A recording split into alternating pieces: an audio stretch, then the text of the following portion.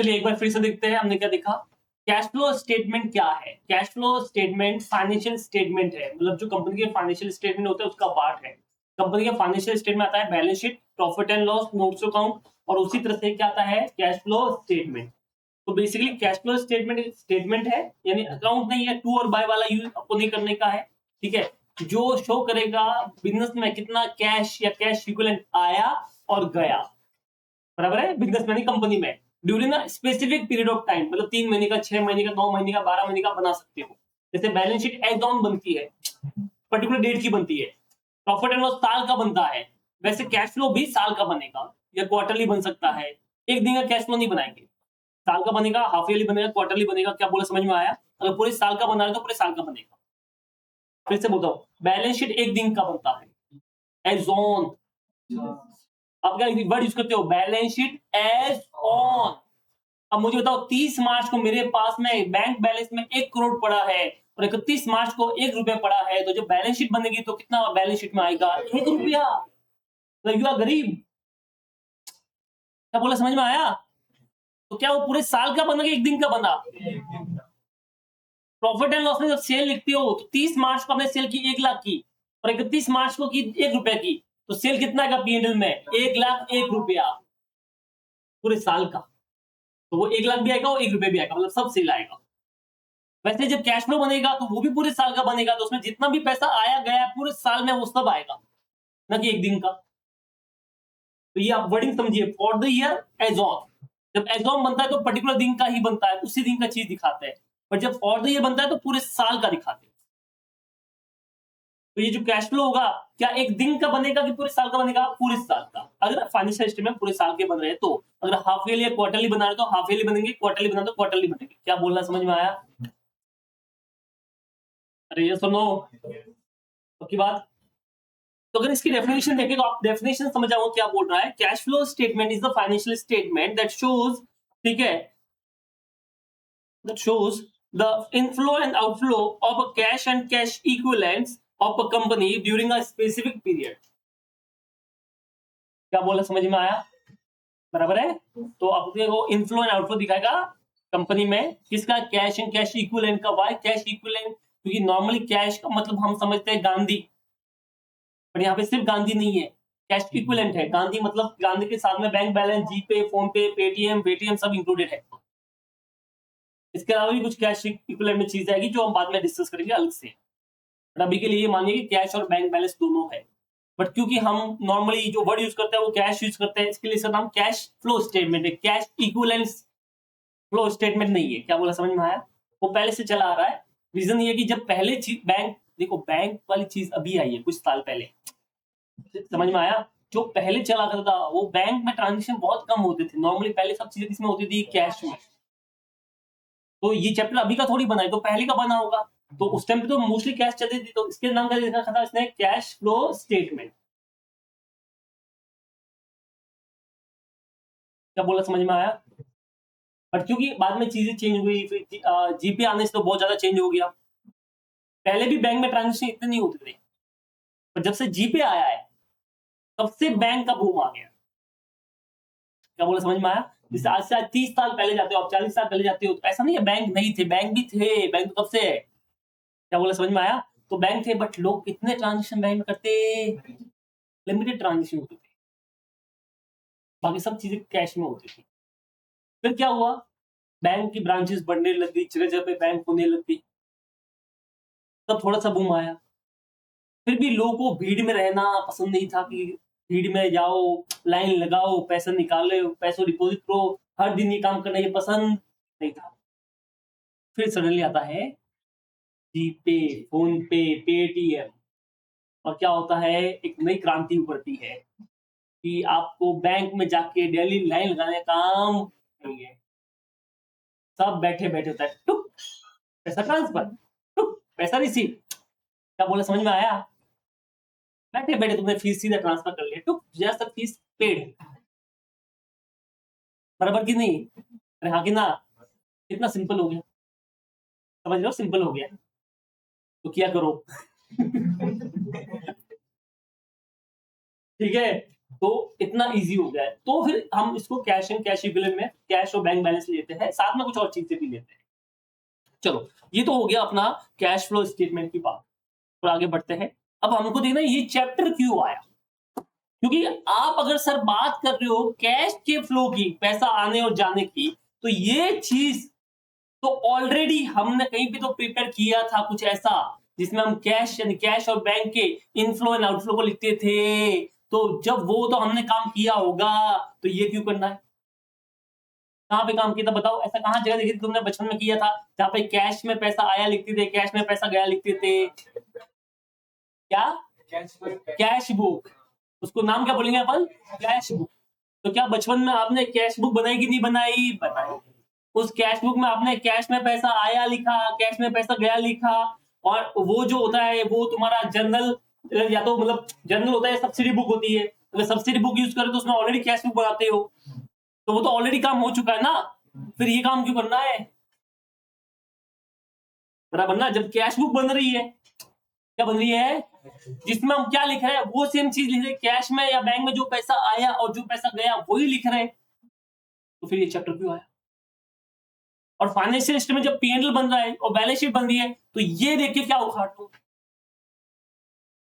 क्योंकि इंपॉर्टेंट तो प्रॉफिट पता करना होना चाहिए। बिजनेस में सबसे ज्यादा क्या दिखता है तुमको? Profit profit profit. कोई पूछे कि इस कंपनी में इन्वेस्ट करना है, सबसे पहली चीज क्या दिखोगे? प्रॉफिट। क्या बोला, समझ में आया? और फिर बैलेंस शीट, असेट्स लायबिलिटी क्या क्या तेरे पास है, बता असेट कितनी लायबिलिटी कितनी। अरे हाँ कि ना? बाद में तुम बैलेंस शीट देखोगे, पहले पीएनएल फिर बैलेंस शीट। तो ये कैश फ्लो देखने का क्या काम है, क्या नीड है भैया, क्यों आया अपनी लाइफ में, क्या जरूरत थी इसको लाने की? इसको हम एक एग्जांपल से देखेंगे। इस देखेंगे मतलब ये क्यों आया, इसका एक रियल लाइफ एग्जांपल लेंगे और फिर तुमको बताएंगे क्यों आया, तुम खुद जान जाओगे क्यों आया। ठीक है, चलो।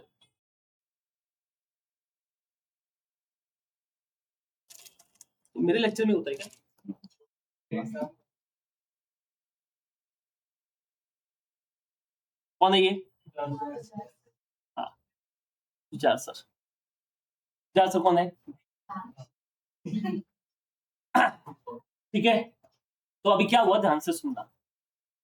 मैं सीए बन गया। क्या बन गया बेटा? सीए। बराबर है।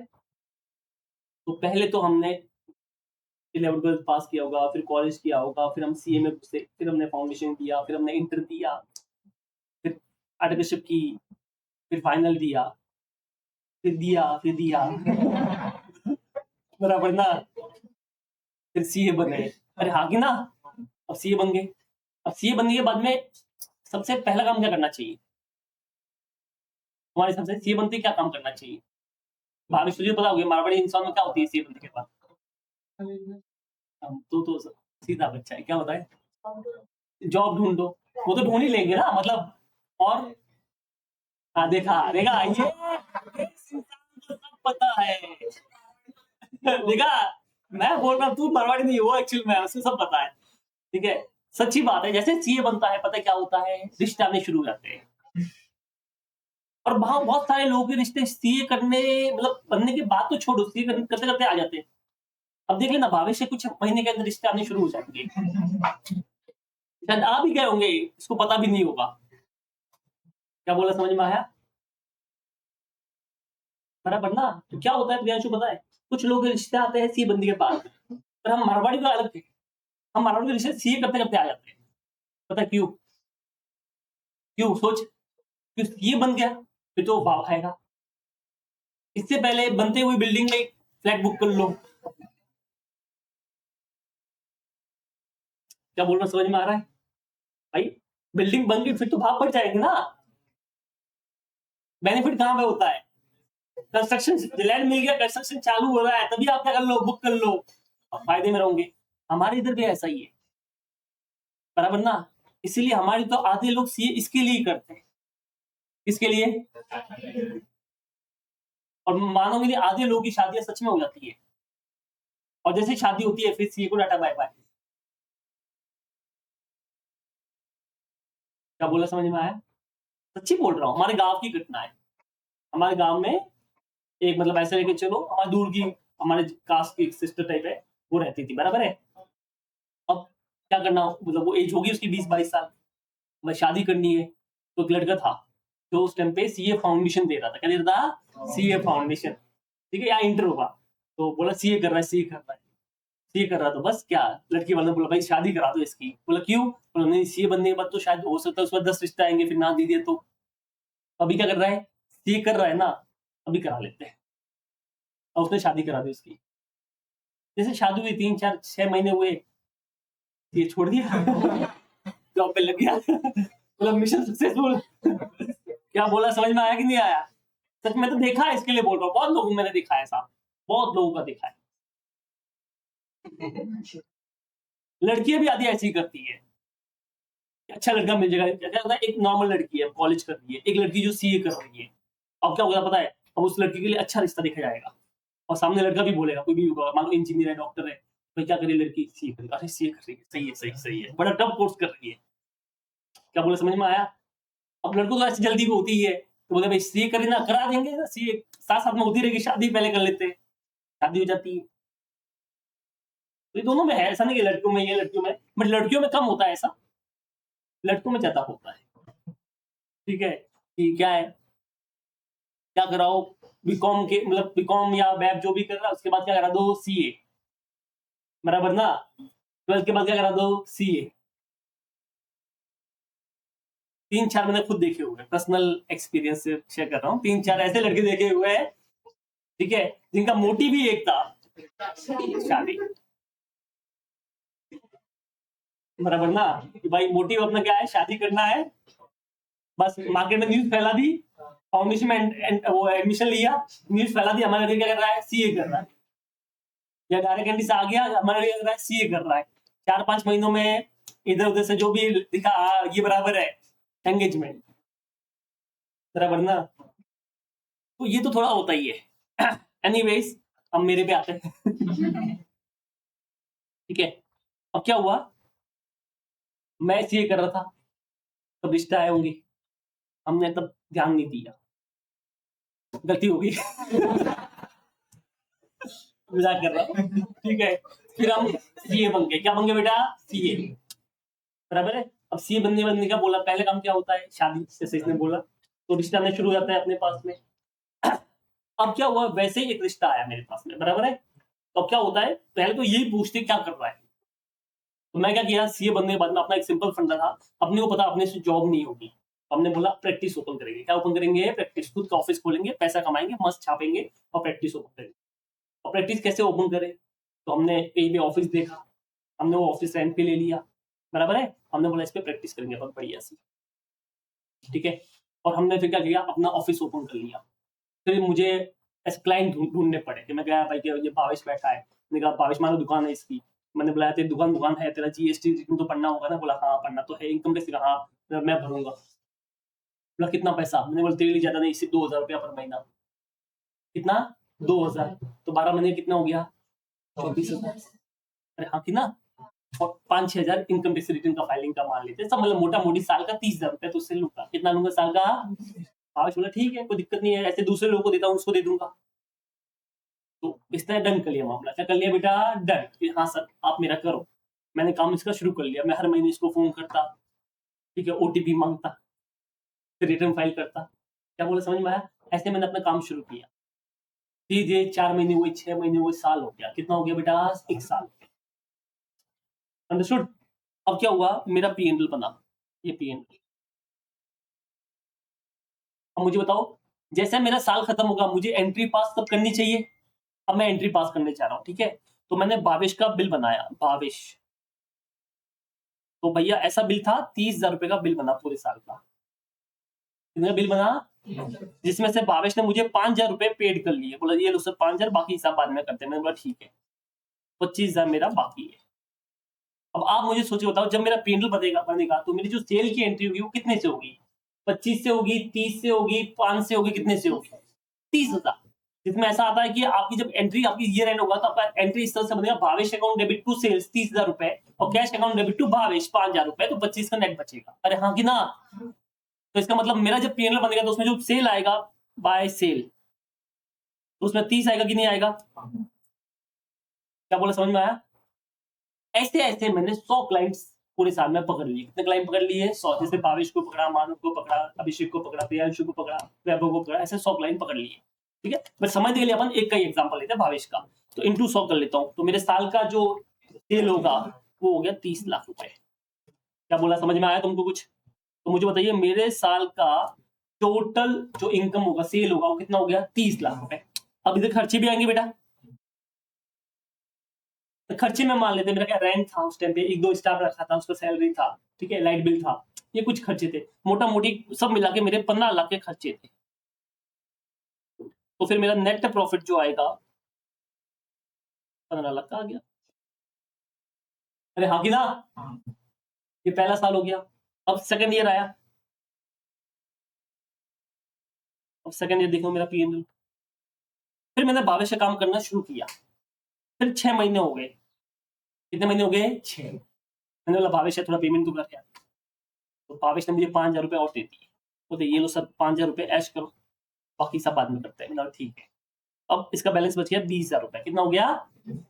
अब साल खत्म हो गया। क्या हो गया बेटा? साल खत्म। अब साल खत्म हो गया तो वापस बिल बनाऊंगा मैं। अब ये साल का पूरा बिल बनेगा। कितना बिल बनेगा? 30,000 रुपए। अरे हाँ कि ना? तो वापस 30,000 का बिल बन गया इसका। तो भावेश के मैं कितने पैसे मांग रहा हूँ? भावेश 20 पहले के, लास्ट ईयर के, इस साल के 30, तो टोटल मैं तेरे 50,000 रुपए मांग रहा हूँ। अरे हाँ कि ना? चलो अब इसमें मेरा सेल आएगा, बाय सेल। सेल कितना आएगा पहले बताओ? 30 ही आएगा। 30,000 जो सेल हुआ है, तो 30,000 आ गया। अब मैंने क्या बोला, इंटू 100 कर लो, 30 लाख हो गया। खर्चे मान लेते थे, खर्चे आए, ठीक है, 15 लाख के खर्चे। तो मेरा नेट प्रॉफिट कितना आ गया बेटा? 15 लाख। चलो फिर अगला साल आया। अब मैंने बोला भावेश फीस बढ़ा रहा हूँ, 2 साल हो गए, फीस तो बढ़ाऊंगा ना? हाँ बढ़ा दो, कोई दिक्कत थोड़ी है। ठीक है, तो तेरा आज से 30,000 नहीं 40,000 रुपए साल का। कितना? 40,000। हाँ ठीक है, कोई टेंशन नहीं। मैंने 3-4 महीने काम किया, मैंने बिल बेचा, मैंने बोला थोड़ा पैसा दे। भावेश ने बोला अभी तो तड़के वो क्या बोलते हैं, कड़की चल रही है, तो हाँ बाद में देता हूँ। ठीक है कोई दिक्कत नहीं। और 4-5 महीना हो गया। मैंने बोला भावेश यार पैसा। बोले एक काम करो सर, ये 10,000 रुपए ले लो, ये सब बाद में कर लेते हैं। मैंने ठीक है चलो कोई नहीं। तो 50 में से आप 10 माइनस कर लो, कितना बच गया? 40,000। अब साल खत्म हो गया। अब कितना फीस हो गया बताओ? 40 इस साल का हो गया, तो 80,000 रुपए भावेश के नाम पे दिख रहा है। अरे हाँ कि ना? चलो अब मेरी बात सेल की बात करते हैं। इस साल थर्ड ईयर का सेल बाय सेल कितना सेल होगा? 40 लाख का, क्योंकि इस साल तो मेरी फीस 40,000 थी ना, तो इस साल की फीस 40,000, तो 40,000 आ गया। 40,000 इंटू 100 कर लो, 40 लाख हो गया। थोड़े खर्चे भी बढ़ गए, ज्यादा खर्चे नहीं बढ़े, 18 लाख के खर्चे बढ़ गए, मान लो 15 से 18 हो गए। तो बताओ इस बार मेरा नेट प्रॉफिट इतना हो गया? 22 लाख। क्या बोला, समझ में आया? हाँ। अब ये टाइम था जब मेरे रिश्ते की बात चल रही थी। तो रिश्ते वाले आए। बोलता क्या भाई, कितना क्या है, क्या करते हो? मैंने बोला सी हूँ, प्रैक्टिस करता हूँ। बोला अच्छा, मैं थोड़ा टीचिंग भी करता हूँ साथ में। बोला अच्छा अच्छा, कितने क्लाइंट है? मैंने बोला 100 क्लाइंट है मेरे पास में अभी।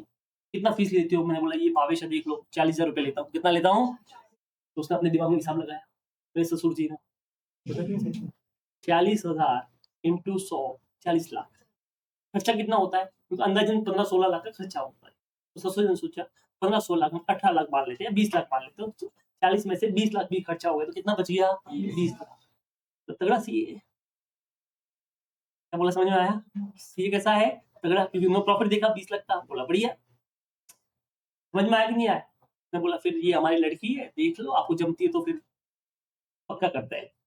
हमने बोला बस हमको तो यही चाहिए था, आपने बोला हमने हाँ कर दी, ज्यादा टाइम वेस्ट करना नहीं है। और हमने डन कर लिया मामला। क्या कर लिया? और अपनी शादी भी हो गई। यहाँ तक क्लियर है?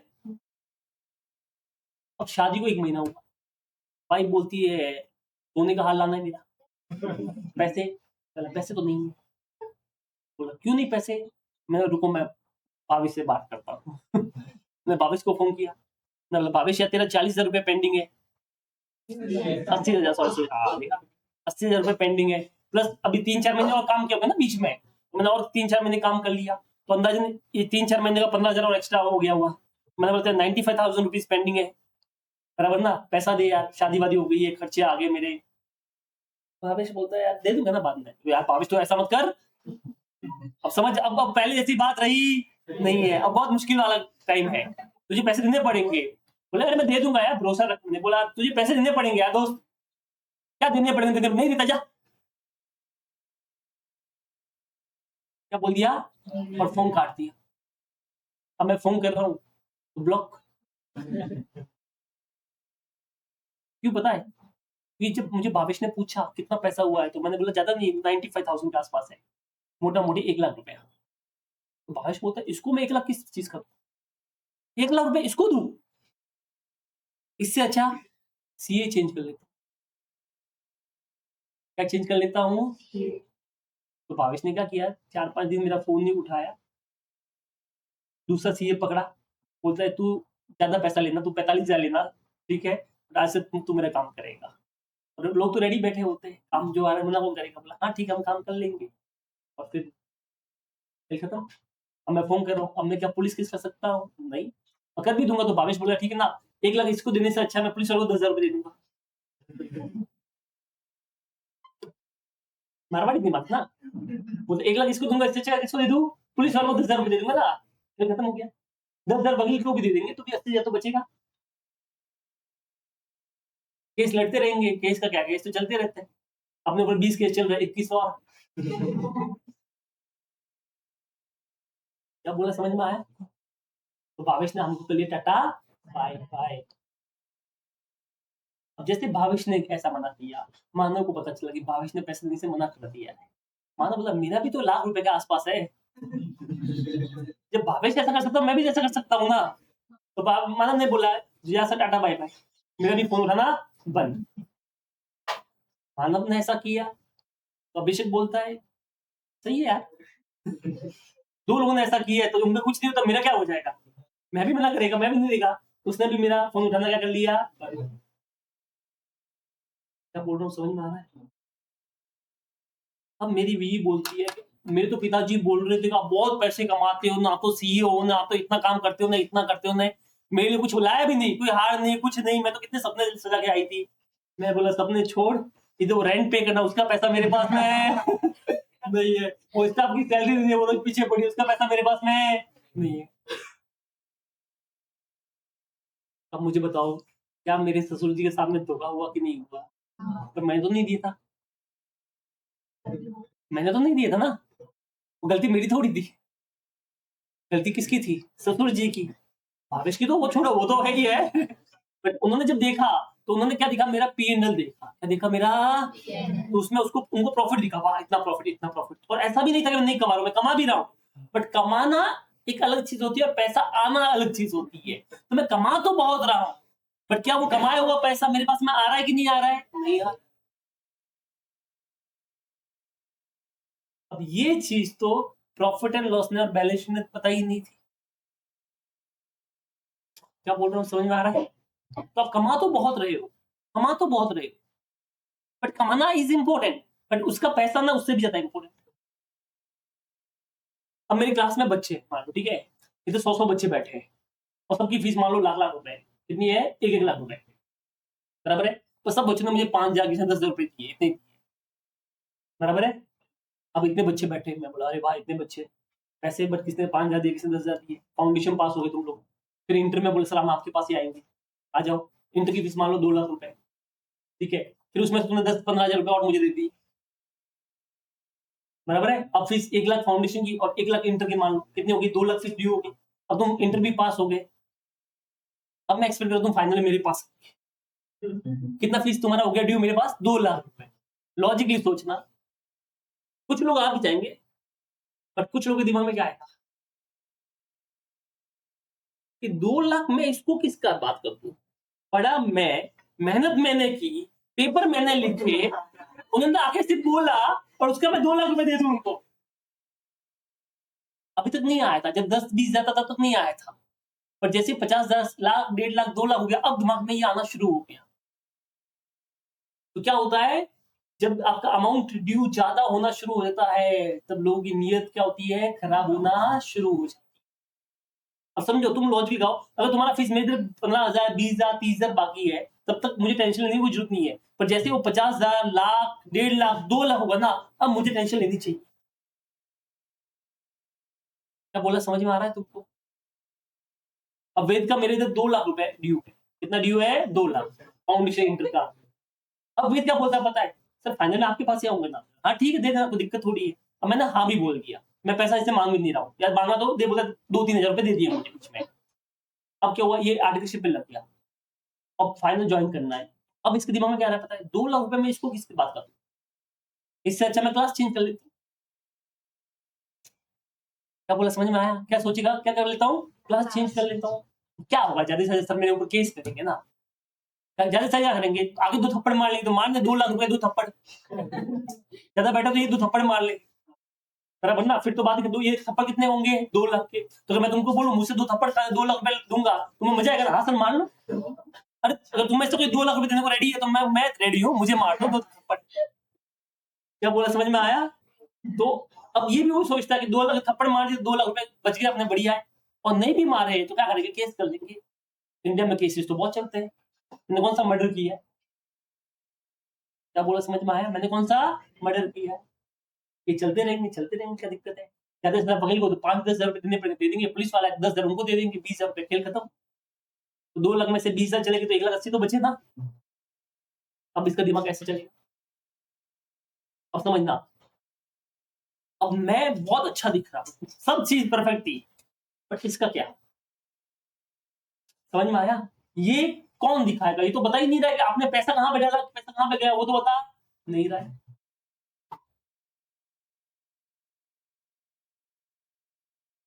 वो कौन बताएगा कि पैसा कहाँ से आया, पैसा कहाँ पे गया, कितना पैसा आया और कितना पैसा गया? क्या बोला समझ में आया तुमको? अब क्या होगा पता है? ध्यान से सुनना।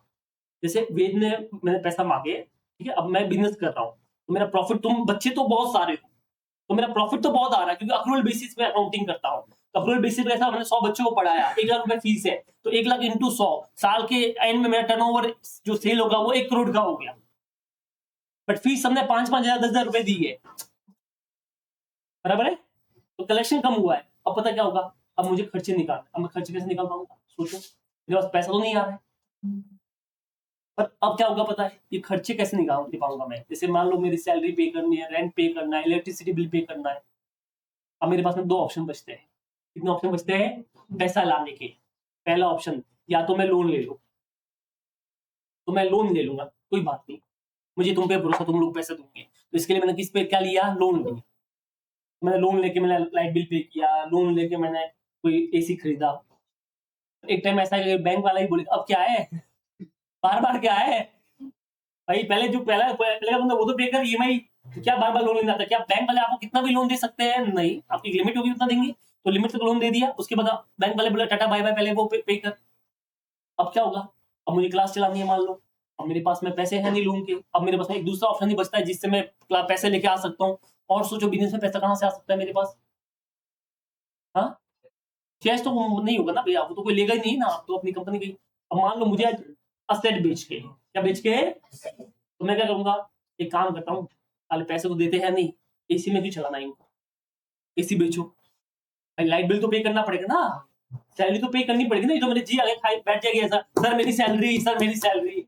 मैं बोला ठीक है इस बार एसी बेच देते हैं, 20-25 हजार रुपए आए तो जो आए तो उसको दे देंगे। 2-3 महीने और हुआ, अभी तो तुमसे ज्यादा पैसा खास आया नहीं, मैंने बोला ये एसी भी बेच देते हैं। फिर मैंने बोला पढ़ते तो है नहीं, प्रोजेक्ट का काम था, प्रोजेक्ट बेच देते हैं, बोर्ड पे पढ़ाएंगे। और हालत खराब होगी, मैंने बोला क्यों बिठाना इनको बेंचेस पे, नीचे बिठाओ, पहले पैसे देते हैं नहीं, बेंचेस बेच दो, बेंचेस बेच कर नीचे बैठोगे। तो ऐसे भी मैं सर्वाइव थोड़ा बहुत तो कर पाऊंगा, बट क्या होगा पता है? अब दिक्कत होनी शुरू हो जाएगी। अब जैसे नए बच्चे आएंगे, वो देखेंगे कि इधर तो सारे नीचे बैठे हैं, क्या क्लास है, नीचे कौन बिठाता है, नहीं आना इसमें एडमिशन लेना नहीं है, बराबर ना? तो अब क्या होगा, मेरा फ्यूचर जो है ना वो गड़बड़ होना शुरू हो जाएगा, क्योंकि अब मैं पैसा कैसे लेकर, असेट बेच के पैसा लेके आ रहा हूँ, जब असेट बेच के पैसा लेके आऊंगा तो मैं कितने दिन सर्वाइव कर पाऊंगा बेटा? कुछ टाइम बाद में तो खत्म ही होगा। अब ये मान लो ऐसी मेरी हालत हो गई है, सोचना कि मैं फर्नीचर बेच रहा हूँ, मैं एसी बेच के पे कर रहा हूँ, पर मैं प्रॉफिट एंड लॉस में लखपति दिख रहा हूँ। क्यों? क्योंकि मेरा सेल 1 करोड़ का है, अब मान लो मेरा खर्चा 20-30 लाख का है तो 70-80 लाख का मैं पीएल में प्रॉफिट दिख रहा है, तो मैं प्रॉफिट एंड लॉस में तो लखपति हूँ। क्या बोला समझ में आया? योगेश सर आके बोलते वाह वाह वाह, मान लो एक नया नया सर आ गया, मान लो मनमीत सर आ रहे हैं अपने इधर, ठीक है, इंदौर वाले। मनमीत सर आके बोलते हैं कि भाई सर कितने बच्चे, मतलब 100 बच्चे। अरे सर 100 बच्चे, सर आपकी कंपनी में मैं भी इन्वेस्ट करूँ क्या? हाँ सर करो ना, बिंदास, आपके लिए और डिस्काउंट भी शेयर मिलेगा। बोला ठीक है सर चलेगा, दे दो मुझे शेयर्स। हमने मम्मी से वो शेयर चिपका दिए, बराबर ना। फिर मम्मी से यहाँ पे आते, फिर तुमको देखते नीचे बैठे हुए पंखे की हवा खा रहे हो, शायद पंखा भी बेचना पड़ता, खिड़कियां की हवा आती होती, बराबर ना। तुमसे साला ये क्या हो गया? क्या बोल समझ में आया? फिर जैसे तुम्हारा इंटर का बैच खत्म हुआ, उधर से इसने मना किया, फिर उसने मना किया, फिर उसने मना किया, फिर कंपनी डूब गई। मम्मी से उधर सर पे हाथ लेके बैठ गए, ये क्या हुआ? इतनी मेहनत का पैसा मैंने कमाया वो सब इतनी कंपनी में डाल दिया, और इधर देखो क्या हो गया, डूब गए। क्योंकि प्रॉफिट एंड लॉस में तो प्रॉफिट था। क्या बोल रहा हूँ, कुछ समझ में आ रहा है तुमको? कि प्रॉफिट एंड लॉस में तो मैं प्रॉफिट में दिख रहा हूँ। मनमीत सर ने मेरा पीएनएल देखा था, मैंने भेज दिया था, जिसमें बाय सेल 1 करोड़ था और खर्चा 20-25 लाख का था, तो 75-80 लाख का प्रॉफिट दिख रहा था। मनमीत सर तो वही दिखा था 75-80 लाख का प्रॉफिट का। भी कंपनी का प्रॉफिट में 2-3 साल से प्रॉफिट में चल रही है, बढ़िया है। पर ये असलियत कौन बताएगा? मैं थोड़ी बताऊंगा, तुम तो जानते ही नहीं हो, मैं तो बताऊंगा नहीं। कल उठ के कुछ होता मैं तो बोलूंगा, मैंने तो सर आपको फाइनेंशियल स्टेटमेंट भेजे थे, पीएनएल भेजा था, आपने डिसीजन तो लिया ना, मैंने थोड़ी जबरदस्ती की थी। क्या बोल रहा हूँ समझ में आ रहा है? अब आप मुझे बताइए कि क्या पीएनएल से हम राइट डिसीजन लेते हैं कि नहीं लेते? अगर लेते होते तो मनमीत सर का डिसीजन भी राइट होता, क्योंकि उसमें तो प्रॉफिट दिख रहा था, तो पीएनएल में तो प्रॉफिट था, बट हालत तो ऐसी थी। तो क्या आप मुझे बताइए, क्या पीएनएल इंपॉर्टेंट है? हाँ पीएनएल इंपॉर्टेंट है, बट मतलब प्रॉफिट करना इंपॉर्टेंट है, सेल करना इंपॉर्टेंट है, बट उस सेल का पैसा आया कि नहीं आया, या मेरा बिजनेस में कितना पैसा आ रहा है, कितना पैसा जा रहा है, वो भी बहुत इंपॉर्टेंट है। अब वो पैसा आया कि नहीं गया, वो पीएनएल से और बैलेंस शीट से पता चलता। उसके लिए आपको या तो कैश बुक चाहिए या कैश फ्लो चाहिए।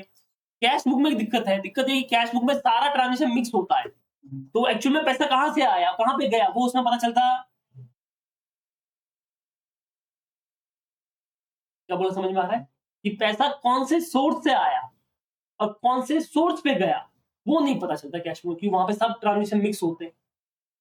तो जैसे अगर मान लो मैंने कैश बुक बनाई होती, तो उसमें ओपनिंग बैलेंस 10 लाख का था और क्लोजिंग बैलेंस 15 लाख का होता या 22 लाख का भी होता, तो तुमको तो पता ही नहीं चलता कि मैंने क्या बेचा क्या लिया, वो तो समझ में आता।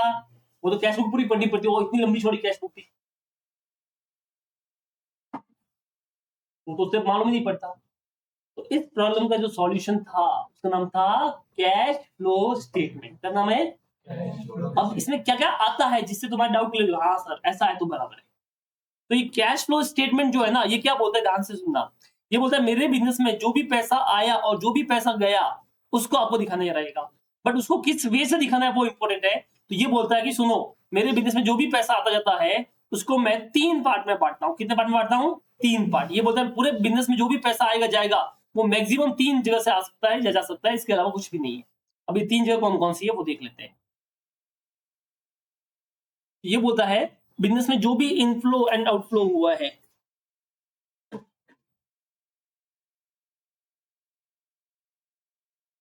ठीक है,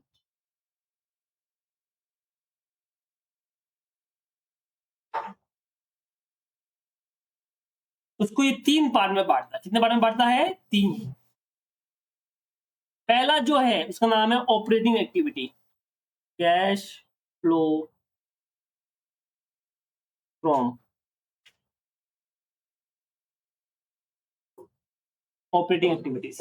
ये बोला देखो बिजनेस में 3 जगह से पैसा आ सकता है या जा सकता है, मतलब पैसा आने वाले 3 सोर्स है। पहला है बिजनेस एक्टिविटी। बिजनेस एक्टिविटी मतलब वो डे टू डे की एक्टिविटी जिससे जिसका तुम बिजनेस कर रहे हो उससे पैसा आया गया। जैसे मेरा पैसा फीस का पैसा कलेक्शन होता है, टेस्ट सीरीज का पैसा कलेक्शन होता है, ये मेरी बिजनेस एक्टिविटी होगी, क्योंकि ये मेरी इसका पैसा आया और इसके ऊपर पैसा गया। अब इसके ऊपर पैसा मतलब क्लास चलाने का पैसा, कौन सा क्लास चलाने का पैसा होगा? सैलरी, जो फैकल्टी को पेमेंट होता है, professional fees, light bill, rent, ये सब पैसा। तो ये पैसा आया और गया, इसको अपन नाम देते हैं ऑपरेटिंग एक्टिविटी। क्या नाम देते हैं इसको? तो जो मेरे बिजनेस रन करने का पैसा आता जाता है उसे कौन सा एक्टिविटी बोलते हैं अपन? Operating activity. एक दूसरा और तरीका जिसमें पैसा आ सकता है जा सकता है, बट वो बिजनेस से लिंक नहीं है, मतलब बिजनेस एक्टिविटी चाहे होगी नहीं हो, वो पैसा अलग से आ सकता है, वो है इन्वेस्टिंग। कौन सा नाम है उसका? इन्वेस्टिंग। तो दूसरा एक्टिविटी का नाम है cash flow from investing activities. Cash flow from investing. Investing का मतलब क्या होता है? ध्यान से सुनना बेटा। फिक्स असेट और इन्वेस्टमेंट, बेचने का पैसा आया गया वो इसमें आएगा। इन्वेस्टिंग, फिक्स असेट और इन्वेस्टमेंट का पैसा आया गया वो इसमें आएगा। जैसे मेरे बिजनेस ने क्या बोला, मेरे पास पैसा आने का सोर्स तुम्हारी फीस है, एक सोर्स। दूसरा टेस्ट सीरीज है, वीडियो लेक्चर सेल करना है, ये मेरा हो गया ऑपरेटिंग, क्योंकि अगर बिजनेस बंद किया तो ये पैसा भी आना बंद। बट एक और सोर्स है मेरे पास जिससे पैसा आ सकता है। जैसे मैंने कोई एफडी की होगी, उसका भी तो पैसा आ सकता है मेरे पास में, इंटरेस्ट का पैसा या एफडी का पैसा। या मैंने कोई असेट पड़ी है मेरे पास, उसको बेच दिया, उसका पैसा मेरे पास में आएगा। मैंने कोई फ्लैट ले रखा है जिसके ऊपर रेंट मिलता है, उसका पैसा आता जाता होगा। मेरे को म्यूचुअल फंड या शेयर मार्केट में पैसा डाला हुआ है, उसके ऊपर डिविडेंड मिलता होगा, वो पैसा आता जाता होगा। तो क्या इसका मेरा कोई बिजनेस एक्टिविटी से लिंक है? नहीं। मेरी क्लास बंद भी होगी बट मेरी एफडी है, तो क्या मुझे इंटरेस्ट मिलेगा नहीं मिलेगा? मिले। तो ये पैसा जो आ रहा है वो बिजनेस एक्टिविटी से मतलब नहीं है। ये किस चीज का पैसा है? इन्वेस्टमेंट का। किसका पैसा है? बराबर है। तो एक तो इन्वेस्टमेंट का पैसा और दूसरा फिक्स असेट का पैसा, ये असेट बेचने से जो पैसा आता जाता है, इसको अपन डालते हैं इन्वेस्टिंग एक्टिविटी। तो दो तरीके मेरे पास आ गया अभी तक, एक बिजनेस चलाने का पैसा आया गया और दूसरा इन्वेस्टमेंट और फिक्स असेट का पैसा आया गया। तीसरा एक और सोर्स है जिससे पैसा आ सकता है, और बताओ कौन सा सोर्स हो सकता है? फाइनेंस।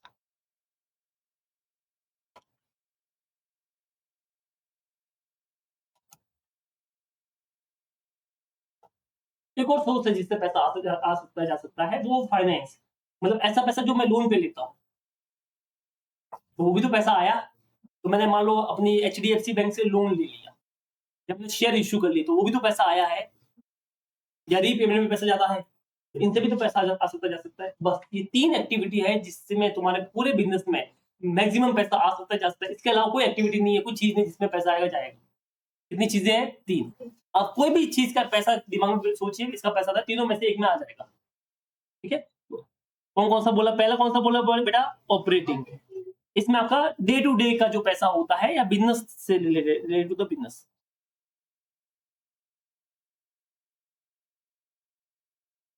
ठीक है, जो बिजनेस कर रहे हो उसका पैसा आया गया, जो डायरेक्टली लिंक है, डायरेक्टली बिजनेस करने से लिंक है। ठीक है, जैसे सेल्स का, ठीक है, तो रेंट पे किया, उसके बाद इलेक्ट्रिसिटी, सैलरी, एक्सेट्रा। दूसरा इन्वेस्टिंग, ये कौन सा पैसा होगा?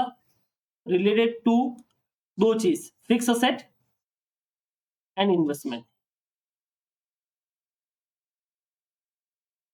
दो चीज, एक तो फिक्स असेट, दूसरा कौन सा? इन्वेस्टमेंट। इसका पैसा है, जैसे मान लो असेट बेचा, asset sold, fix asset sold.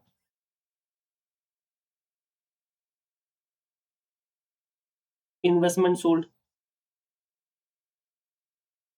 ठीक है, purchase of fix asset, short में लिखा है एफ ए, एक्सेट्रा। दूसरा इससे पैसा जा सकता है। तीसरा और लास्ट वाला फाइनेंसिंग एक्टिविटी, इसमें related to loans and shares. Loan given, क्या टेकन? टेकन लोन, लायबिलिटी वाले की बात कर, फाइनेंसिंग, फाइनेंस किया अपन ने, तो जो लोन का पैसा लिया है, ठीक है, और जो शेयर अपने इश्यू किया है उसका पैसा आएगा। जैसे मान लो मैंने शेयर इश्यू किया, एक तरह से फाइनेंस का पैसा, शेयर इश्यू किया, ठीक है, ये आपने लोन टेकन, लोन लिया, ठीक है, ये आपने लोन रीपे किया, ये वाला। तो फाइनेंस सेलिंग, फाइनेंस मतलब ऐसा पैसा लिया है जो वापस करना है, सिंपल उसे बोलते हैं फाइनेंस। क्या बोलते हैं? ऐसा पैसा लिया है जो क्या करना है? वापस। शेयर इश्यू किया तो शेयर होल्डर को भी पैसा वापस करना है, और लोन लिया, डिबेंचर इश्यू किया तो उनको भी पैसा वापस करना है, और बैंक से लोन लिया तो उसको भी पैसा वापस करना है। तो ऐसा पैसा लिया है जो वापस करना है, दैट इज कॉल्ड फाइनेंस। बराबर है। तो ये हो गया फाइनेंसिंग। बस इन तीन के अलावा तुम्हारे पास किसी भी चीज का पैसा आ जा नहीं सकता। मतलब वो कोई भी पैसा जो आया गया है इन तीन में बढ़ सकता है। तुम बोल दो, मैं बांट दूंगा। तुम कोई भी चीज बोलो सर इसका पैसा कहाँ पे आएगा, मैं बताऊंगा। सोचो और बताओ। बोलो, तुमको लग रहा है कि सर ये चीज फिर देखो इसमें नहीं आ रही, बताओ। चैलेंज तुमको है, बताओ कोई ऐसी चीज जिसका पैसा आ रहा जा रहा है बट इसमें कवर नहीं है।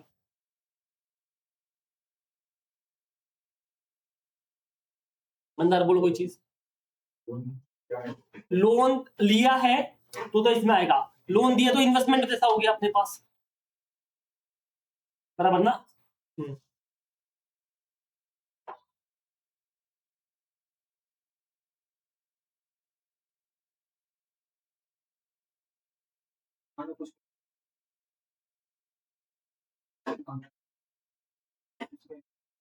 अब देखो सिंपल है, वो स्क्रैप भी हुआ है बट वो उसी से लिंक है ना, ऑपरेटिंग से लिंक है ना, बराबर ना।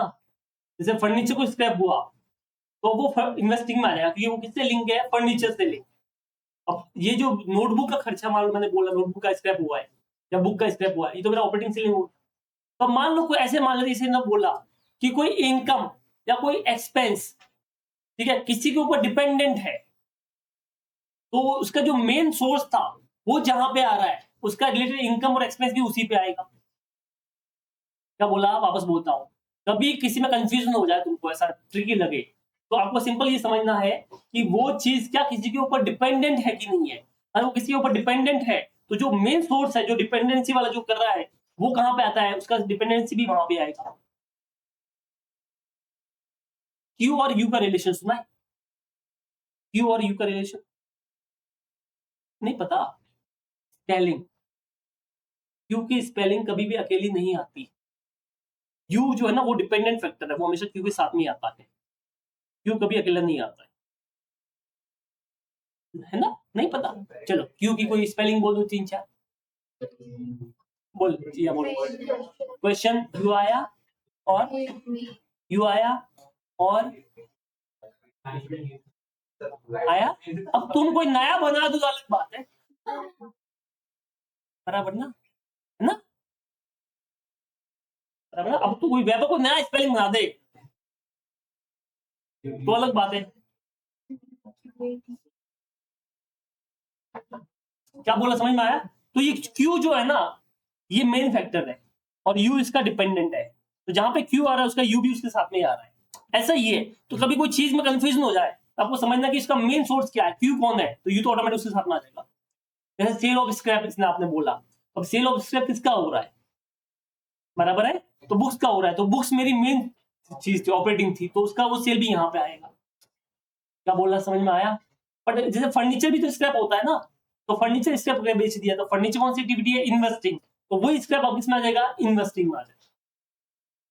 जैसे फॉर एग्जांपल आप ऐसे देखिए, मुझे कोई इंश्योरेंस क्लेम का पैसा मिला, किसका पैसा मिला, अब इंश्योरेंस क्लेम का पैसा अलग चीजों पे मिल सकता है। जैसे मेरा स्टॉक का इन्वेस्ट, जैसे मैं फर्नीचर का बिजनेस करता है और मेरा फर्नीचर जल गया और उसका पैसा मुझे मिला, तो अब समझिए फर्नीचर मेरा स्टॉक था, तो स्टॉक जलने का पैसा मिला है, तो स्टॉक कौन सी एक्टिविटी होती है, ऑपरेटिंग। तो ये जो पैसा मिला है ये किसमें आएगा, ऑपरेटिंग में। बट मैं फर्नीचर का बिजनेस करता, बट मेरा एसी जल गया, उसका पैसा मुझे मिला। अब एसी मेरे लिए कहता फिक्स असेट, तो वो इन्वेस्टिंग का, इसका पैसा किसमें आएगा, इन्वेस्टिंग। क्या बोलना, कुछ समझ में आया? तो आपको उसका सोर्स देखना, जहां पे ऐसे ही कहीं पे फंस जाओ तो। जैसे मान लो फॉर एग्जांपल मैंने लोन दिया है, तो किसको लोन दिया है वो भी इंपॉर्टेंट है। आपको इंटरेस्ट मिला है बेटा, आपको इंटरेस्ट मिला, आपको ये देना इंटरेस्ट कहां पे आएगा, पर आपको ये पूछना चाहिए कि वो इंटरेस्ट किसको दी, मतलब लोन किसको दिया है, इंटरेस्ट किसके ऊपर मिला है। तो मैंने लोन दिया अपने एम्प्लॉय को, किसको दिया है। अब आप समझिए एम्प्लॉय को लोन क्यों दिया होगा, तो मुझे अपना बिजनेस चलाना है, पैसे मांगे नहीं दूंगा तो कल को छोड़ के चली जाएगी। क्या बोलना समझ में आया कि नहीं आया? तो मुझे बताओ एम्प्लॉय को जो पैसा देता हूँ वो कौन सी एक्टिविटी होती है, ऑपरेटिंग। अब उसको मैंने लोन दिया है तो वो भी कौन सा हो गया, ऑपरेटिंग। और उसके ऊपर इंटरेस्ट दिया है तो वो भी कौन सा मिला है, तो वो भी कौन सा हो गया, ऑपरेटिंग। बट मैंने किसी कंपनी में इन्वेस्टमेंट किया, अपनी सब्सिडी कंपनी को लोन दिया है, उस पर इंटरेस्ट मिला है, तो इन्वेस्टिंग। क्या बोला समझ में आ रहा है? तो जहां पे ऐसा कंफ्यूजन क्रिएट हो वहां पे आपको सोर्स देखना है कि उसका सोर्स मतलब कहां से वो मेन इनकम लिंक है, बराबर है। तो जहां पे कंफ्यूजन हो वहां पे ऐसा करना है, बाकी हर जगह नहीं, बाकी कुछ जगह पे तो सीधे पता चलता है अपने को इस जगह पे पैसा आया है, बराबर है।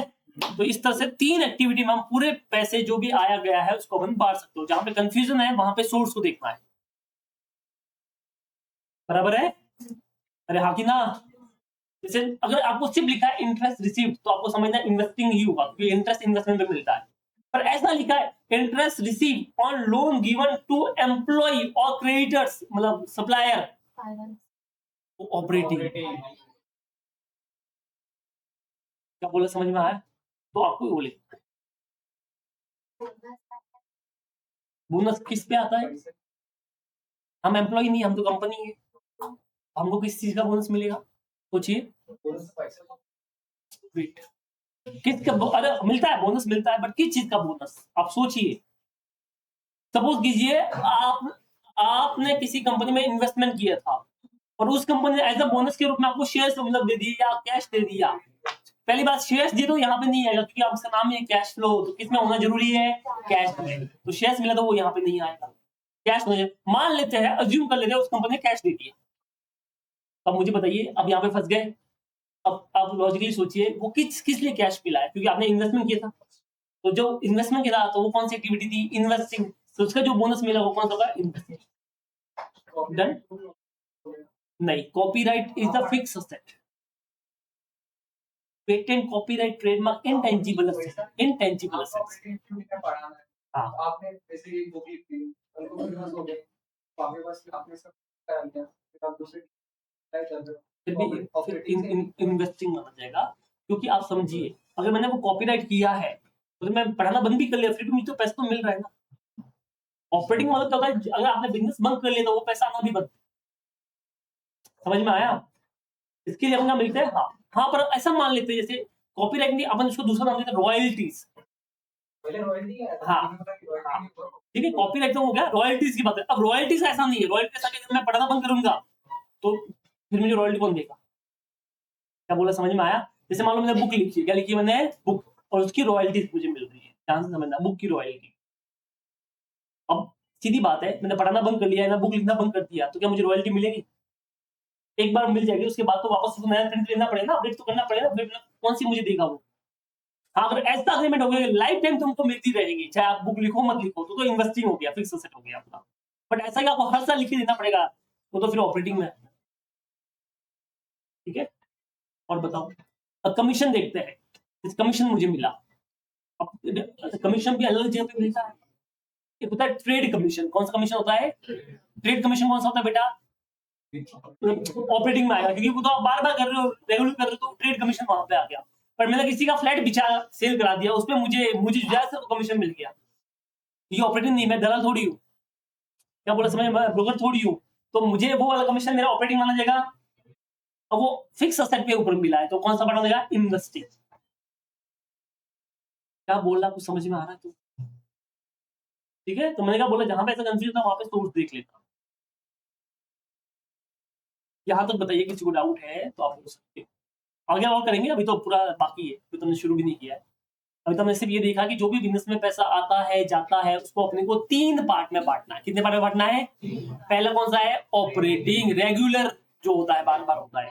दूसरा कौन सा है? इन्वेस्टिंग, जो फिक्स असेट और इन्वेस्टमेंट पे आ जाता है। और तीसरा है फाइनेंसिंग, जो फाइनेंस पे आया गया। अरे हाँ कि ना? ठीक है, चलो कॉपी करो ये।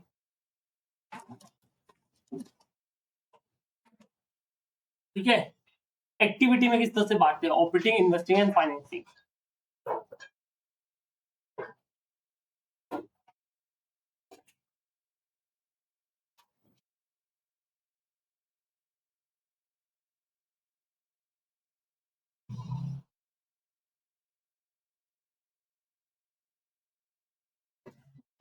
ठीक है, अब हमको देखना है क्लासिफिकेशन ऑफ आइटम। हम क्लासिफिकेशन को फॉर्मेट के साथ में देख रहे हैं, तो हम साथ में पूरा फॉर्मेट लिख लेते हैं। ठीक है, कैश फ्लो का क्या फॉर्मेट रहेगा वो देख लेते हैं। अब यहाँ पे लिखते हैं format of cash flow statement. अब कैसा फॉर्मेट रहेगा वो देख लेते हैं।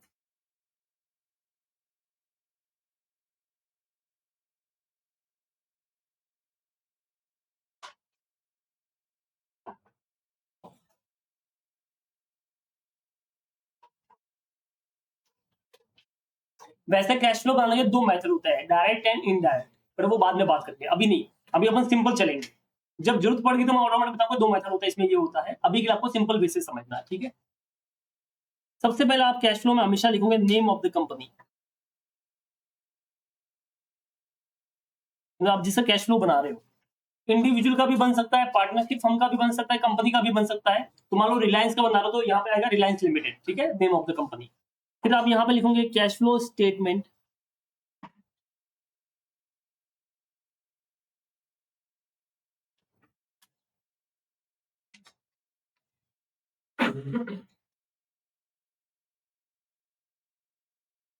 For the year ended. तो जो भी आपका ईयर एंड हो रहा है वो आपको लिखना है 31 मार्च 26, 27, 25, जो भी आपको लिख देंगे अपन। फिर अब यहाँ पे अपन लिखेंगे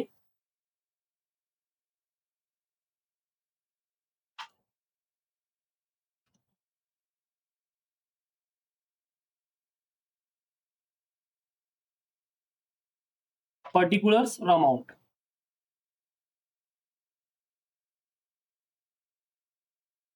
अमाउंट में 2 कॉलम बनाएंगे, एक इनर कॉलम, एक आउटर कॉलम। क्यों, थोड़ी देर बाद में समझ में आ जाएगा, ठीक है। चलिए, सबसे पहले आएगा फर्स्ट हेडिंग, जो सबसे पहले एक्टिविटी होती है, जो सबसे मेन होती है। कौन सी होती है, ऑपरेटिंग। तो सबसे पहले हेडिंग यहाँ पे लिखेंगे ए वाला part, cash flow from operating activities, ठीक है। Cash flow from which activity, operating. Rule number 1, cash flow में वही चीज आएगी जो कैश, चेक, बैंक में आई होगी, गई होगी, वही आएगी। रूल नंबर 1 भूलना मत। रूल नंबर 2, आपको क्लासिफिकेशन करना है, कौन सी आइटम कहां पे आएगी। बस इतना करोगे कैश फ्लो बन जाएगा, 2 ही रूल है। तो रूल नंबर 1 पे आते हैं। सबसे पहले क्या बताएगा रूल नंबर 1, जो कैश में आएगा और कैश मिलेगा वही लिखना है।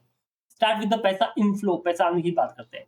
ऑपरेटिंग में मतलब बिजनेस चलाने से पैसा कहां कहां पे आ सकता है या कब कब आ सकता है। सोचिए, सेल्स में, पर सेल्स 2 तरह के होते हैं, कैश एंड क्रेडिट। कैश का तो पहले लिख देता हूं, वो तो बड़ा इजी है, लिख दो कैश सेल्स।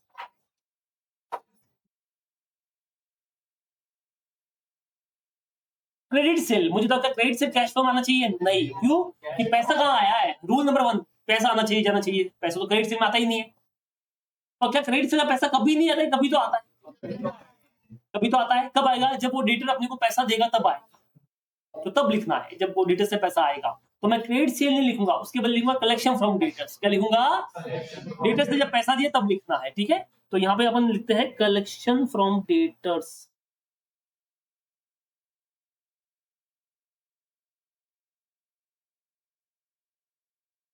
ये लो, ये 2 तो मेन हो गए सेल का पैसा। इसके अलावा मैंने आपको बताया था कभी कभी हम ट्रेड कमीशन अपने को मिलता है, बार बार कमीशन बेस पे बिजनेस करते हैं तो कमीशन भी मिल सकता है। तो यहाँ पे लिखेंगे ट्रेड कमीशन रिसीव्ड।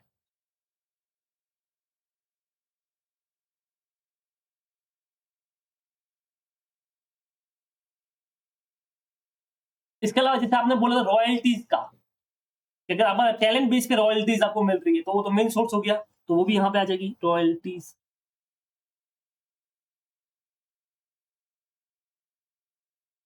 अगेन मैं सबका क्या वर्ड यूज कर रहा हूँ, रिसीव्ड, मतलब पैसा मिला तभी लिखना। तो लिखना ड्यू बेसिस पे मत लिखना कि रॉयल्टी ड्यू हुआ लिख दिया, नहीं भैया, जितना मिलेगा उतना लिखेंगे। रॉयल्टी 1 लाख का था पूरे साल का, मिला 5,000 रुपए की, तो कितना आएगा 5,000। 2 साल का रॉयल्टी साथ में मिल गया, 2 साल का रॉयल्टी लिखना। अक्रूवल बेसिस नो, इधर आएगा ही नहीं, जितना मिला वो लिखना है। एकदम कॉन्सेप्ट क्लियर है। चलो, ठीक है। इसके अलावा एक तुमको चीज लिखना है, ये क्यों लिखना है ये बाद में समझेंगे। इसका नाम है इनकम टैक्स रिफंड। रिफंड, पहले पैसा आने की बात करते हैं।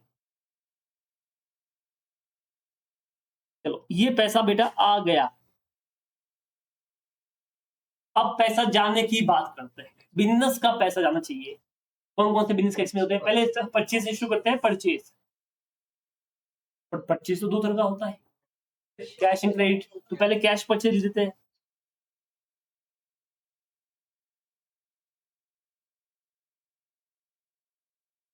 फिर भैया क्रेडिट परचेज में पैसा जाता नहीं है तो कभी तो पेमेंट करते होंगे, जब पेमेंट के तब लिखना है, तो इसे लिखते हैं पेमेंट टू क्रेडिटर्स। क्या बोलते हैं,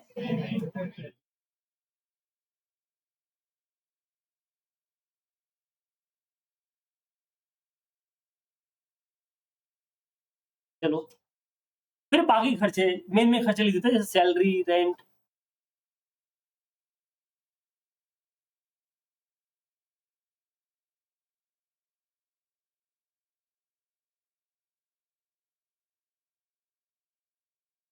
ओवरहेड पेड, ठीक है,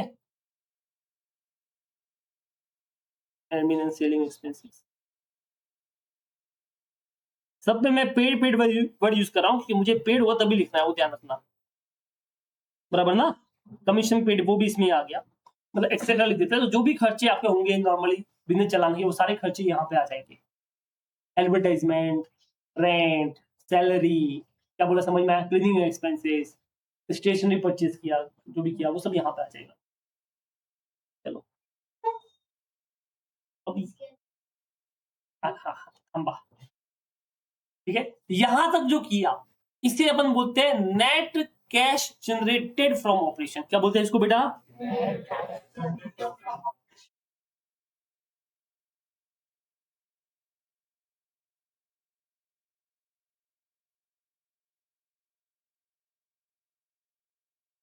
net cash generated from operation, मतलब मेरे बिजनेस ने इतना नेट कैश ऑपरेशन बिजनेस करके जनरेट किया।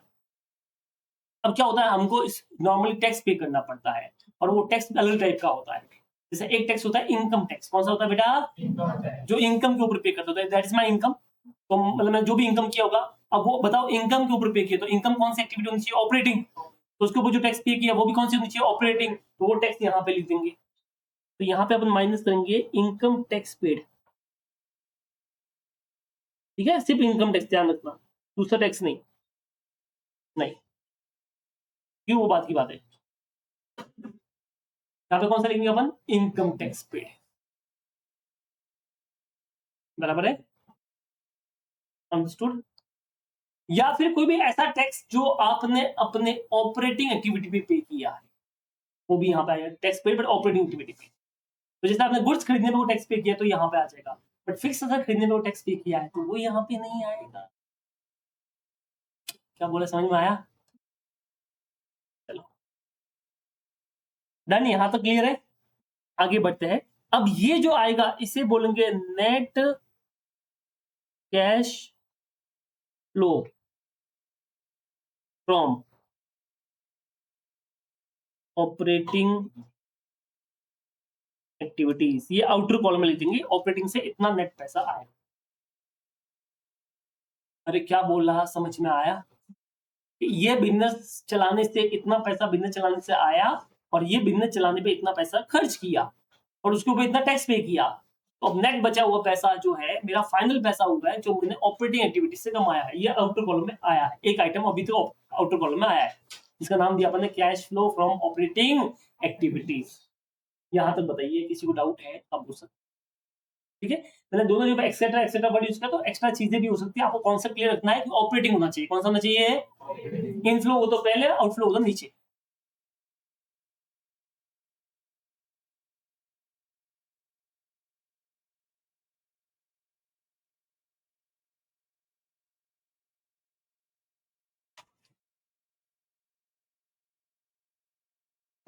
अब नंबर 2 एक्टिविटी, ये पहला एक्टिविटी खत्म हो गया ऑपरेटिंग। दूसरी एक्टिविटी कौन सी होगी बेटा? इन्वेस्टिंग, ठीक है, ये ऑपरेटिंग हो गया, दूसरा इन्वेस्टिंग।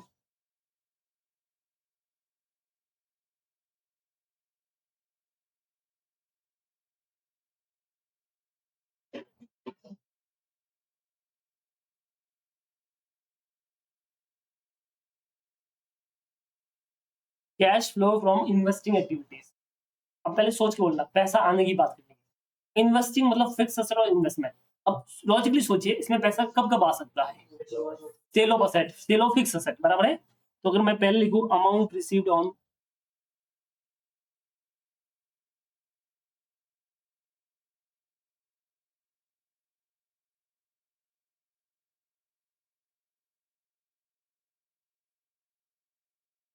फिक्स असेट, मतलब जैसे मैंने एसी बेच दिया, फर्नीचर बेच दिया, टीवी बेच दिया, कंप्यूटर बेच दिया, इससे जो पैसा आया वो पैसा आया, वो वर्ड मत बोलना, पैसा आया वो, बुक वैल्यू नहीं, मार्केट वैल्यू भी नहीं, जितना पैसा आया वो लिख।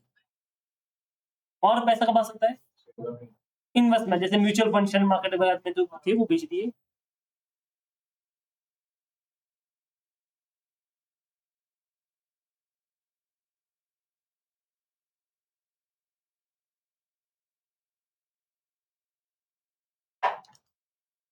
चलो, और एफडी, कई बार इन्वेस्टमेंट मैच्योर होता है, एफडी मैच्योर होती है तो इन्वेस्टमेंट मैच्योर।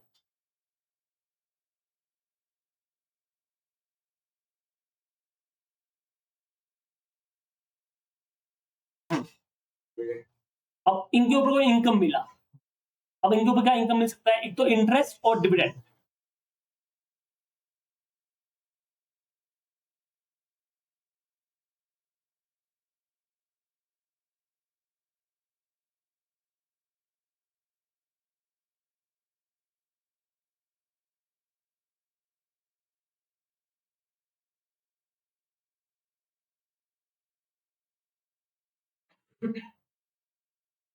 चलो, ये हो गया अपना इनफ्लो।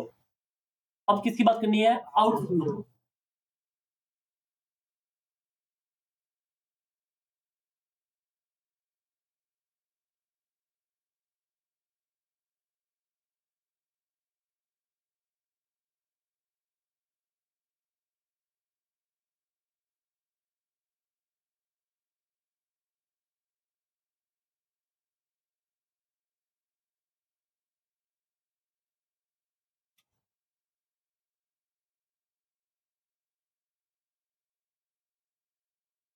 इन्वेस्टमेंट मेड बराबर ना, जैसे एफडी अपने कर ली, वो कर ली, अब एफडी परचेज तो नहीं कर सकते ना,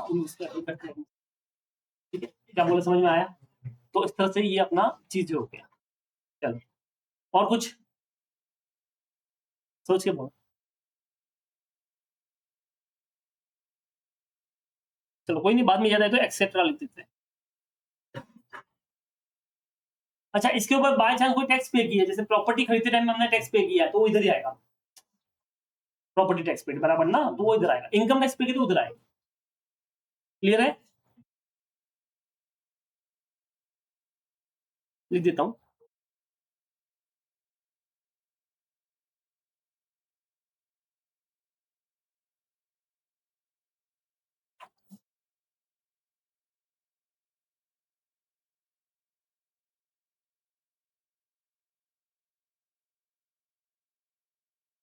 चलिए, अब ये जो आएगा ना, इसे प्यार से बोलेंगे नेट कैश फ्लो फ्रॉम कौन सी activity, investing.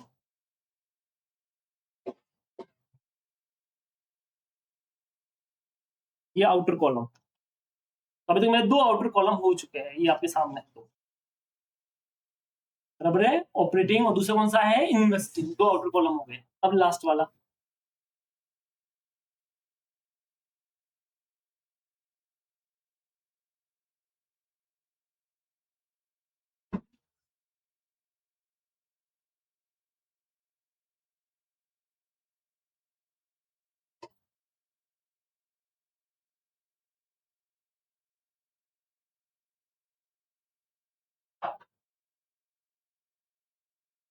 Cash flow from financing activity. कौन सा एक्टिविटी बेटा, फाइनेंसिंग एक्टिविटी।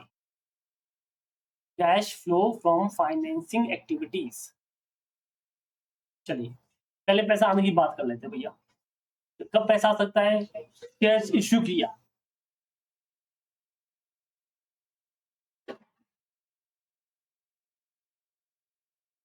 डिबेंचर भी तो इश्यू होता है, तो इश्यू ऑफ शेयर्स या डिबेंचर्स बराबर है। प्रीमियम के साथ में लिखना है जितना पैसा मिला वो, फेस वैल्यू पे नहीं, जितना पैसा मिला वो।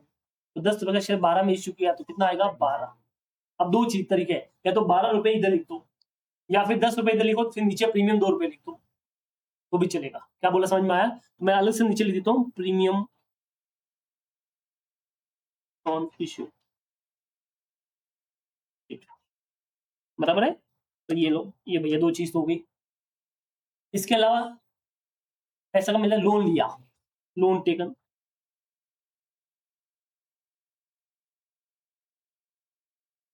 चलो, तो या तो आप शेयर इशू कर लिए, चाहे इक्विटी हो, प्रेफरेंस हो, या आपने चाहे डिबेंचर इशू किया तो debenture is also one kind of loan, तो वो आ गया। या आपने किसी बैंक से लोन लिया, डायरेक्टर से लोन लिया, किसी से भी लोन लिया, चाहे वो शॉर्ट टर्म हो कि लॉन्ग टर्म, सारा इधर आ जाएगा। बराबर है, यहाँ पे टाइम से मतलब भी नहीं, शॉर्ट टर्म लॉन्ग टर्म से मतलब भी नहीं है। जो भी आपने पैसा आया ना आएगा, बात खत्म। बराबर है।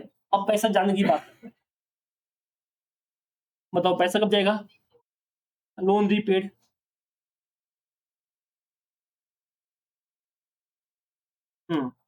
और हाँ रिडम्पशन करते हैं अपन,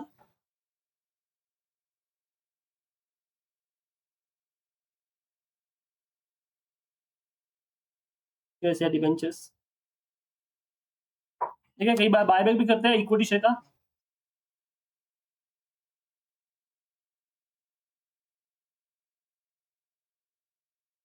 चलो, तो ये पैसा गया। अब इनके ऊपर कुछ खर्चा करते हैं। इनके ऊपर खर्चा हो सकता है, लोन के ऊपर खर्चा होता है इंटरेस्ट जो पेड किया हो। बराबर है। हाँ, तो ये जो पेड वाला है, उधर इंटरेस्ट और डिविडेंड रिसीव था, वो उनके ऊपर मिलता है, कभी पेड नहीं करते। बट जब लोन लेते हैं तो उसके ऊपर क्या करते हैं? पेड करते हैं। तो ये कंफ्यूज नहीं होना है अपने। डिविडेंड किसके ऊपर होता है? शेयर्स के ऊपर।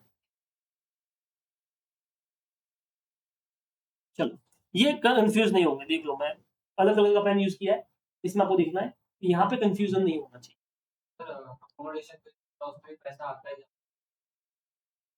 बिल्स है ना, बराबर है, बिल्स रिसीवेबल है तुम्हारा, वो ऑपरेटिंग से लिंक हो गया ना, आपने डेटर्स को दिया, क्रेडिटर्स को दिया, तो वो वहां पे आ जाएगा। और एज अ इन्वेस्टमेंट एक दूसरे की हेल्प के हिसाब से किया होगा, तो फिर वो अलग हो गया, फिर फाइनेंसिंग जैसा हो गया, फाइनेंसिंग में आ जाएगा। तो लोन जैसा हो गया ना, तो वैसा आ जाएगा। डिपेंड, मतलब क्या आपका मेन मोटिव क्या था, इस हिसाब से। डन। यहाँ तक किसी को डाउट है तो आप बोल सकते हो, ठीक है। अच्छा, कई बार इनके ऊपर भी टैक्स पे करना पड़ता है, जैसे डिविडेंड जब डिस्ट्रीब्यूट करते हैं, डिविडेंड डिस्ट्रीब्यूशन टैक्स पे करना पड़ता है। या शेयर्स जब खरीदते तो कभी कई बार अपन खरीदना नहीं, सॉरी बेचते हैं, अपन क्या करते हैं, ये इश्यू करते हैं, तब भी कुछ अपने को एक्स्ट्रा चीजें प्रोसेसिंग वगैरह पे करनी पड़ती है। क्या बोला समझ में आया? जब लोन लेते तो क्या पे करनी पड़ती है? Processing fees. क्या इश्यू करे तो कुछ अपने को स्टैम्प ड्यूटी वगैरह पे करनी पड़ती है, मोटा मोटी टैक्सेस हो गए। तो टैक्सेस या एक्सपेंस इंकर किया तो वो भी यहाँ पे आ जाएगा।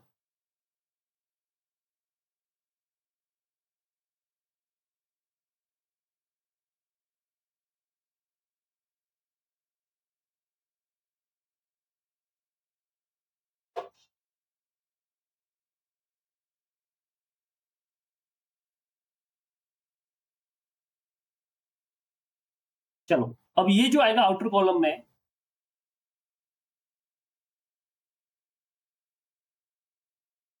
Net cash flow from financing activity. अब मुझे बताइए, मेरे आउटर कॉलम में कितने कॉलम हो गए? 3। ऑपरेटिंग का इतना आया गया, जो भी था पॉजिटिव नेगेटिव, इन्वेस्टिंग का इतना आया गया, या फाइनेंसिंग का। अब यहाँ पे आप नेट लिख रहे तो हो सकता है नेगेटिव में आंसर आए, वो भी हो सकता है कि पैसा आया तो कम बढ़ गया ज्यादा, जैसे मैंने इन्वेस्टमेंट तो नहीं किया, बराबर है, बट इन्वेस्ट असेट बेच दिया तो पॉजिटिव आया। बट मान लो मैंने असेट नहीं बेचा, बट असेट परचेज कर लिया, तो नेगेटिव भी हो सकता है। तो कुछ भी पॉजिटिव नेगेटिव आंसर आ सकता है, ठीक है। चलो, अब इन तीनों का नेट मारते हैं, टोटल कितना हुआ? तीनों एक्टिविटी का नेट मारते हैं, टोटल। अब तीनों में दो चीज हो सकती है, या तो पॉजिटिव तीनों का होगा या नेगेटिव होगा। अरे हाँ कि ना? तो अगर पॉजिटिव हुआ तो उससे बोलते हैं नेट इंक्रीज, और नेगेटिव हुआ तो बताओ समझदार लोग क्या करेंगे, लिखेंगे नेट डिक्रीज। किस में? कैश में, in cash and cash equivalents. क्या बोला, समझ में आया? शॉर्ट में लिखा कैश एंड कैश इक्विवेलेंट्स। तो या तो तीनों में नेट पैसा इतना आएगा, या इतना पैसा, जब मतलब पूरे साल में सब मिला के या तो इतना पैसा आया होगा या इतना पैसा गया होगा, तीनों एक्टिविटी सब पैसा मिला के। अब अगर मैं इसमें ओपनिंग कैश बैलेंस ऐड कर लो, तो आप बताइए क्या मिलना चाहिए तुमको? हाँ, cash in cash equivalent at beginning अगर ऐड कर ले, तो आप मुझे बताइए, अगर मैं ओपनिंग ऐड कर लेता हूं तो मुझे जो मिलेगा वो क्लोजिंग में। जैसे पूरे साल में मेरे पास में 10 करोड़ का ओपनिंग बैलेंस था, और पूरे साल में सब मिलाकर 50 करोड़ आया, तो कितना हो गया? 60 करोड़। 10 करोड़ ओपनिंग था, पूरे साल में 5 करोड़ गया तो 5 का क्लोजिंग बच गया। क्या बोला, समझ में आया? तो ऑटोमेटिक इसमें अपने को क्लोजिंग बैलेंस मिल जाएगा। तो cash and cash equivalent at end of the year वो वाला अपने को मिल जाएगा।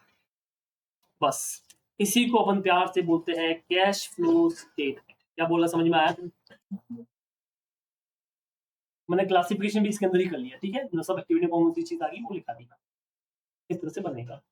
अब जो एक्टिविटी का नहीं आ रहा वो मत लिखना, जो आ रहा जा रहा वो लिखना। अब आउटर कॉलम समझ में आया क्यों आया? ठीक है, चलो फिर हो जाओ शुरू।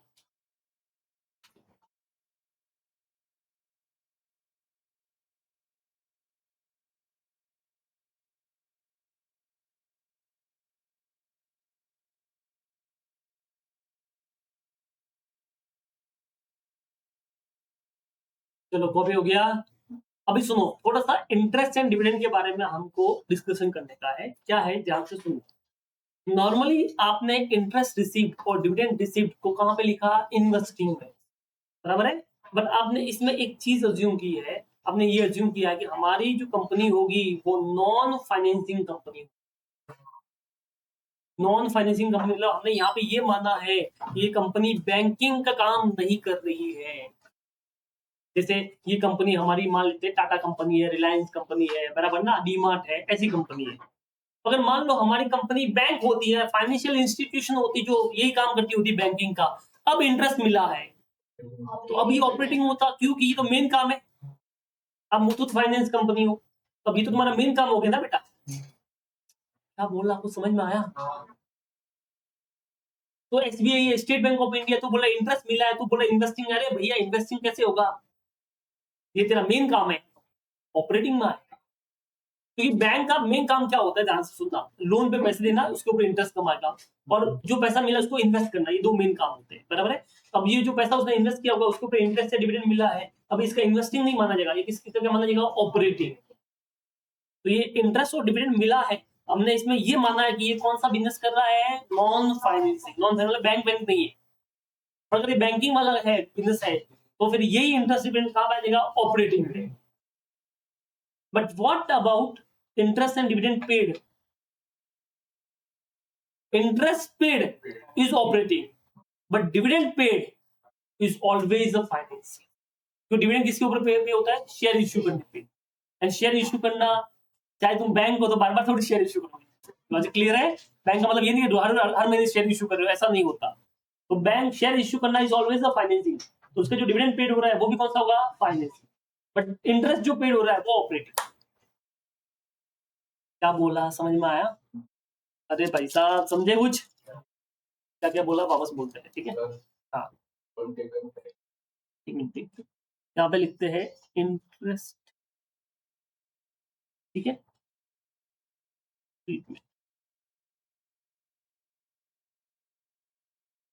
दो चीज होगी, अगर मान लो नॉन फाइनेंसिंग है,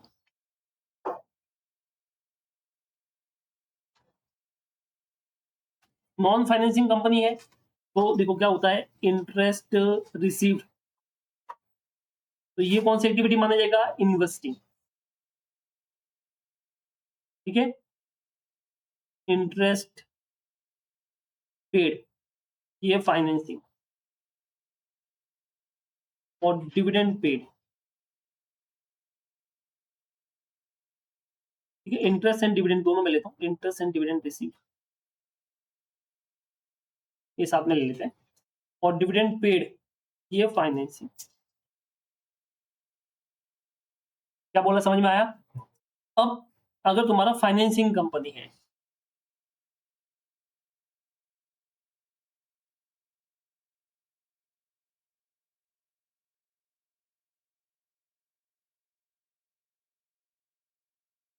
तो पहला इंटरेस्ट, ठीक है, या डिविडेंड रिसीव्ड, रिसीव्ड हुआ है तो वो इन्वेस्ट ऑपरेटिंग में आएगा। किस में आएगा? ऑपरेटिंग। इंटरेस्ट पेड ये भी ऑपरेटिंग में आएगा, क्योंकि बैंक का में तो इंटरेस्ट तो पे करना ही पड़ेगा लोन पे, तो इसमें आ जाएगा। लोन दिया लिया वो भी इसमें आएगा ऑपरेटिंग में, ठीक है। और अब बात करें डिविडेंड पेड की, हाँ, अब ये थोड़ा सा आपको याद रखना पड़ेगा एमसीक्यूज के हिसाब से, ये फाइनेंसिंग में ही आएगा, ध्यान रखना। तो ऐसे मांगे चलिए dividend paid always the financing without any exception, बराबर है। बट जब इंटरेस्ट की बात कर रहा हूँ, डिविडेंड की बात कर रहा हूँ, तो अगर फाइनेंसिंग कंपनी हो तो ऑपरेटिंग हो गया, अदरवाइज इन्वेस्टिंग माना जाएगा। But dividend paid is always a financing, like share issue करना इज ऑलवेज अ फाइनेंसिंग, बराबर है। ये इसमें कंफ्यूज नहीं होता, ये हमको ध्यान रखना है, इसमें बहुत लोग कंफ्यूज होते हैं।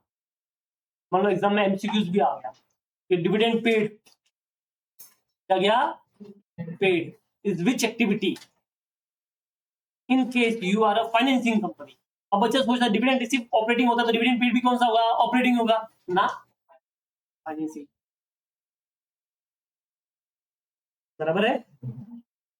ये कॉपी कर लो।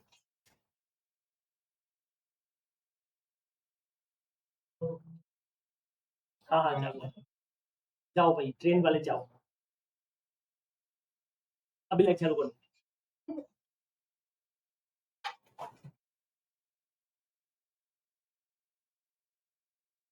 वैसे भी इनकम सबका खत्म ही हो गया है, ठीक है, बाकी अपन नेक्स्ट लेक्चर में करेंगे।